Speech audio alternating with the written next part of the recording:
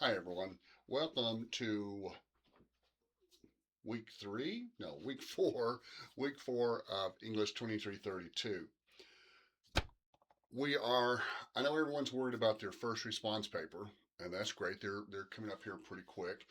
I would encourage you to keep in mind, read the assignment sheet, think about what it's asking you. It's just asking you your opinion about one particular aspect of Gilgamesh, and you have a lot of control on how you narrow that down, but you really want to focus in on one particular aspect of one of the topics, and then just tell me how you feel about it. You don't have to use words like I think, I feel, I believe over and over again, but really your opinion is what matters here based on your reading of the story. Okay, we're also in the middle of the Odyssey. And I apologize we haven't focused on this more because this really is a thrilling action adventure. It's written by a guy named Homer. Although we don't know much about Homer, we're not sure if it's one guy or several guys. The story goes that he was a blind prophet, maybe a blind beggar who got his maybe a blind slave who won his freedom through his storytelling ability. We don't know, but we give him credit more as a convenience because it's easy to have one person's name that you can attach to it. And so we ascribe both the Odyssey and the Iliad. The Iliad, of course, is the founding of Rome. It's how Rome, the capital of the civilized world, got started. But the Odyssey is a rollicking, over the top adventure story. It's like um, Odysseus, the title character, would be like our Superman because he was stronger than anybody else, brave to a point of being ridiculous. He had characteristics that they admired that we don't necessarily admire. He was tricky and cunning, but they thought that was great. If you could outwit your enemies by lying to them or by being devious or underhanded, that was fantastic. To the ancient Greeks, he was just the man above all men. So we read this rollicking adventure story. It's also a coming of age story and a story of loyalty, marital loyalty. His son is Telemachus, and when Odysseus leaves, of course, he's just a little boy. When the story opens, he's a young man. He's not quite an adult. The way they measured adulthood back then was when you could grow a full beard, you would be considered an adult. Until you got a full beard, you were still a boy, in essence. And so he's trying to defend his home and his mother, not defend, but trying to protect or ward off these suitors. Now, these suitors have every right to be there because his mother, Penelope, is apparently a widow. The father's been gone for almost 20 years. Everyone assumes he's dead. Telemachus hopes he's not. Penelope is sure he's not. She is very loyal. And so neither one of them wants to proceed as if he is, but everyone else in this kingdom wants to. Now, the kingdom of Ithaca, depends on how you look at it. Odysseus himself calls it a rocky outcrop of poor shepherds and dumb merchants.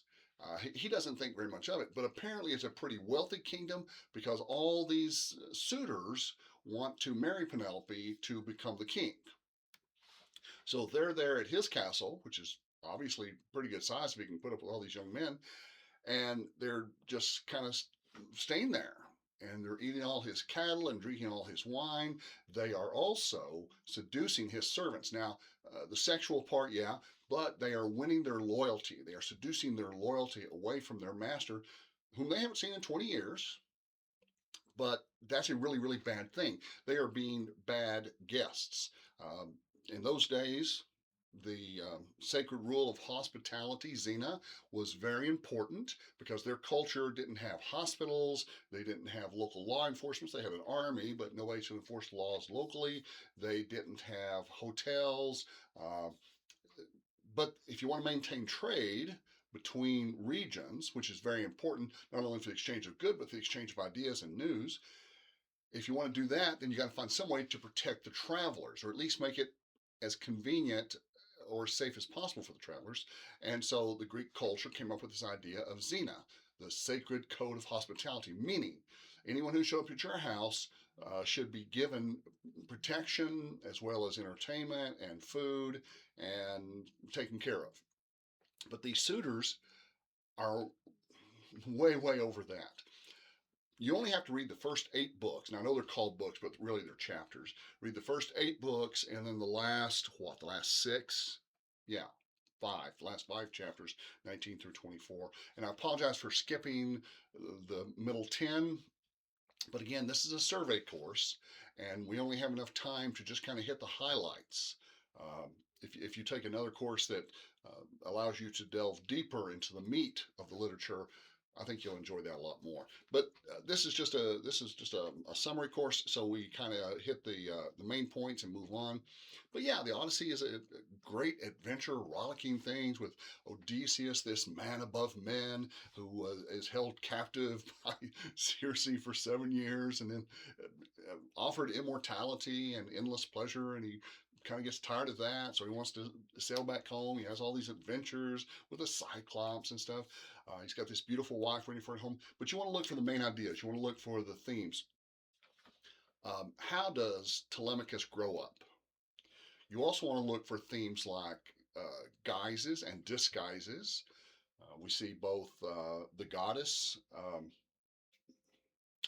Which goddess was in this? Um, but she disguises herself as mentor and then as mentees later. Odysseus, of course, disguises himself every time he walks through the door.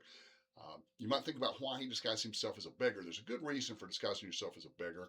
When he goes back to see his dad, he just denies who he is. That's not really a disguise, but he has some unique identifying marks. And so the idea of recognition becomes a theme in and of itself, how these different characters recognize their son, their husband, their father of Odysseus. Is it Aphrodite?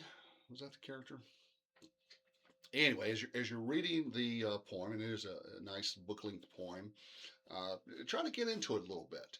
You can watch videos, but remember, anytime you watch a video of any piece of literature, you're only getting one person's interpretation. And all videos have to limit because they're translating a written medium into a visual medium. So they have to leave things out, they have to rearrange, they have to cut and paste and restructure so that the narrative makes sense in a visual format. But when you read it for yourself out of the book or off the screen, you can create these characters in your own mind. There's a new there's a new movie version of Odysseus coming out this summer, I believe. It looks like it should be good. But yeah, don't forget we've got the quiz coming up. Now, I think we pushed that back. I will check my notes and let you know for sure when. It's not going to be today, but today, by the way, is Thursday, February the 5th. Um, but anyway, so yeah, let me check my calendar. Oh no, it's not due until the 12th. Okay, so that's next week. Yeah. So no, we didn't push it back. We should still be on track for Thursday, February the 12th. Okay, read the Odyssey very carefully, just as carefully as you read the Hebrew Bible and as carefully as you read Gilgamesh. Take notes as you read. Taking notes, first of all, helps you to understand it better as you're reading it, and then helps you remember it easier. You can't use your notes during the test, of course. We are using the HonorLock uh, artificial proctoring app to make sure that students maintain academic integrity, which protects the college and maintains your high credibility as a scholar. Um, but some students I find really don't like those types of spyware, those types of apps that watch you take the test. And I can't say I blame you. I've taken tests like that before and it makes me a little uncomfortable. If it bothers you a lot, you're welcome to come and talk to me. I'll give you an old-fashioned paper and pencil test right here in the office or in the classroom next door. I'm in office 2022, which is in the SPC downtown building, downtown campus on 13th and Avenue Q. We're actually just right behind Prosperity Bank and right across from Dirk's Chicken. If you enjoy Dirk's, you probably know right where we're at. But yeah, come see me. I'm here during the week, 3:30 to 5:30. On Fridays, I'm here from 9:30 to 11. But you might email or call ahead just to make sure, because Fridays is also the day they set up most of our meetings, faculty meetings, admin council, stuff like that. So if you want to make sure I'm here, don't just drop by, call ahead or email ahead and let me know. Please don't use Blackboard Messenger. I don't get those very quickly.